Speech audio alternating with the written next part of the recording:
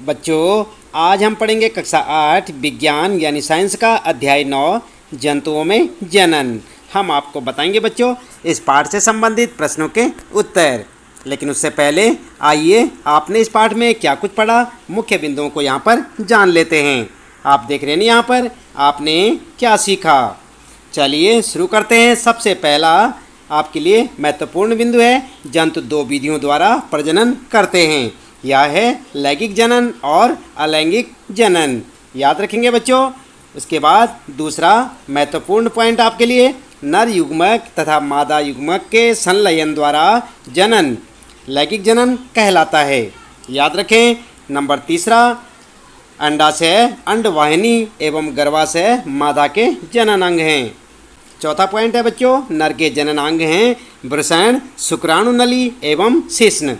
इसके बाद अगला पॉइंट है आपके लिए, अंडाशय मादा युग्मक उत्पन्न करते हैं जिसे अंडाणु या अंड कोशिका कहते हैं। वृषण नर युग्मक उत्पन्न करते हैं जिसे शुक्राणु कहते हैं।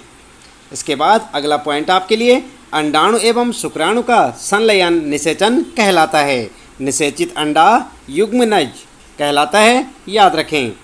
सातवां है बच्चों, मादा के शरीर के अंदर होने वाले निषेचन को आंतरिक निषेचन कहते हैं। यह मनुष्य एवं अन्य जंतुओं जैसे कि मुर्गी, गाय एवं कुत्ते इत्यादि में होता है।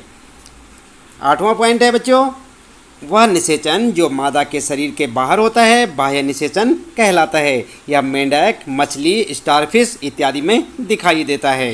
नौवां पॉइंट है बच्चों, युग्मनज में कई विभाजन होते हैं और भ्रूण बनता है। 10वां पॉइंट है, भ्रूण गर्भाशय की दीवार में स्थापित होता है जहां उसकी वृद्धि एवं परिवर्धन होता है, याद रखें बच्चों इन सारे महत्वपूर्ण बिंदुओं को। 11वां, भ्रूण की वह अवस्था जिसमें उसके सभी शारीरिक भाग विकसित होकर पहचान योग्य हो जाते हैं तो उसे गर्भ कहते हैं।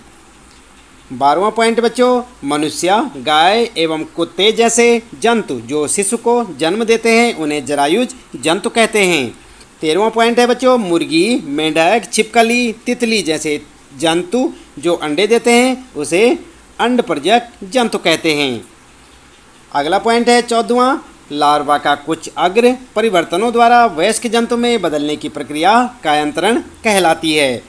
15वां पॉइंट है, जनन का वह प्रकार जिसमें केवल एक ही जीव भाग लेता है अलैंगिक जनन कहलाता है। 15वां पॉइंट है, हाइड्रा में मुकुल द्वारा नए जीव का विकास होता है। इस प्रकार के अलैंगिक जनन को मुकुलन कहा जाता है। 16वां पॉइंट है बच्चों और आखिरी पॉइंट आपके लिए, अमीबा स्वयं दो भागों में विभाजित होकर संतति उत्पन्न करता है। इस प्रकार के अलैंगिक प्रजनन को द्विखंडन कहा जाता है।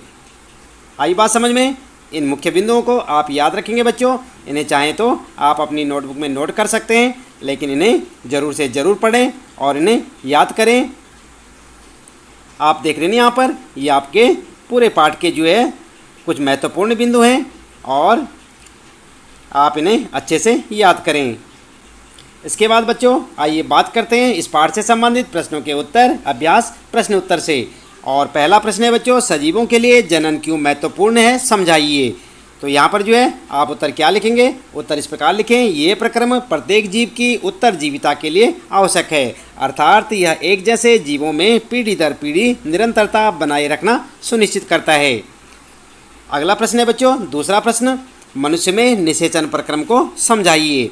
उत्तर इस प्रकार से लिखें, जनन प्रक्रम का पहला चरण शुक्राणु और अंडाणु का संलयन है। निषेचन के प्रक्रम में स्त्री अर्थात माँ के अंडाणु और नर यानी कि पिता के शुक्राणु का संयोजन होता है, इसलिए नई संतति में माता और पिता दोनों के लक्षण होते हैं। और यह निषेचन शरीर के अंदर होता है, इसलिए इसे आंतरिक निषेचन कहते हैं। निषेचन के परिणाम स्वरूप युग्मनज का निर्माण होता है। आई बात समझ में। तो इस प्रकार से ये आपका दूसरा प्रश्न है बच्चों और उसका उत्तर आप ठीक इसी प्रकार से लिखें और चाहें तो आप अपनी पाठ्य पुस्तक से इस चित्र को भी यहाँ पर बना सकते हैं, ठीक है। इसके बाद तीसरा प्रश्न आता है बच्चों, सर्वोचित उत्तर चुनिए। पहला बच्चों, कै वाला आंतरिक निषेचन होता है। फर्स्ट दे रखा है मादा के शरीर में, सेकेंड है मादा के शरीर से बाहर और थर्ड है नर के शरीर में और चौथा नर के शरीर से बाहर। तो इनमें से आपको सही वाला देखना है कि कौन सा सही है। हम आपको बताएंगे, अभी देख लेते हैं। दूसरा, ख वाला है एक टैडपॉल जिस प्रक्रम द्वारा वयस्क में विकसित होता है। और यहाँ पर 4 ऑप्शन है, इनमें से आपको एक सही ऑप्शन देखना है। पहला है निषेचन, दूसरा कायांतरण, तीसरा रोपण और मुकुलन। ठीक है, तो इनमें से एक सही होगा। कौन सा होगा अभी हम आपको यहाँ पर बताने वाले हैं। लगातार आप इसी प्रकार देखते रहे वीडियो, जुड़े रहे हमारे साथ। और ग वाला है बच्चों एक युग्मनज में पाए जाने वाले केंद्रकों की संख्या होती है। कितनी होती है यहाँ पर से देखना आपको, कोई नहीं, 1, 2 या 4। इनमें से एक ऑप्शन आपका सही होगा। आप सोचिए, चलिए उत्तर देख लेते हैं। जो क वाला है बच्चों इसके लिए होगा आपका फर्स्ट वाला, और ख वाले के लिए सेकंड, और ग वाले के लिए थर्ड।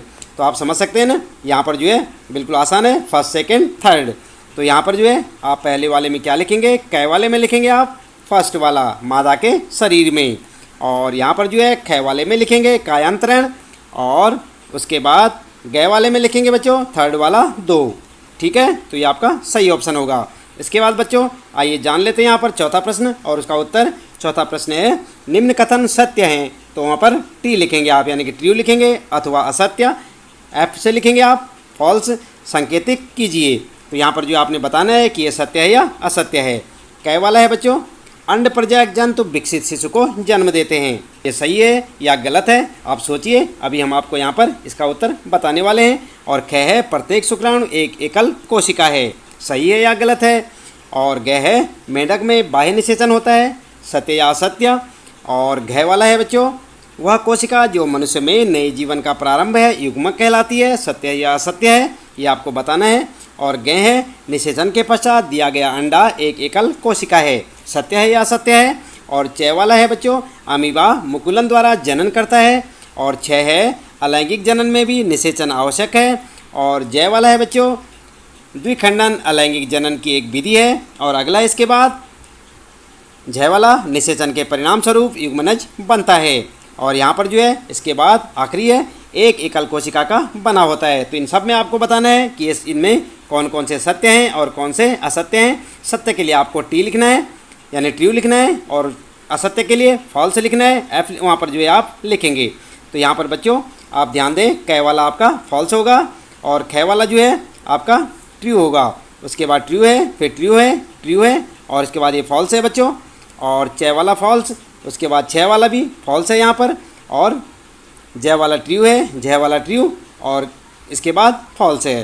तो यहाँ पर से आप देख सकते हैं बच्चों क्या लिखना आपने, कै में असत्य, ख में सत्य, ग में सत्य, और घ में सत्य, ग में सत्य, और च में असत्य, और 6 में असत्य, और जय में सत्य, और झ में सत्य, और उसके बाद असत्य। ठीक है, तो इस प्रकार से आप टी और एफ लिख सकते हैं बच्चों, यहाँ से देखकर लिखें और सही सही।